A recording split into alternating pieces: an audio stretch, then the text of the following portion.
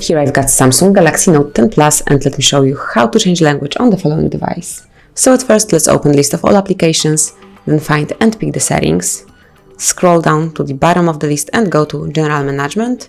And now simply pick language and input. So it's the first step.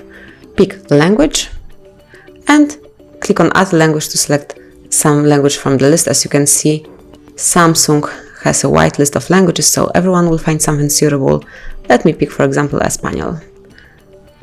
España, and click on Set as Default to have your device in this language. And that's it. As you can see, the language has been changed, so now Espanol is your default language in your Samsung Galaxy Note 10 Plus. Then, if you would like to go back to the English or choose some other language, you can simply go to those tabs and swipe up English. To make it a default one, click on the blue icon, and as you can see, now you are back in English. You can also permanently remove some languages from the list by tapping on Remove.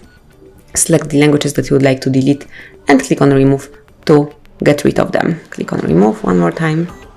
And now you've got just English included in your languages list. So that's basically all. This is how you can change language in Samsung Galaxy Note 10 Plus. Thank you for watching. Please subscribe our channel and leave the thumbs up.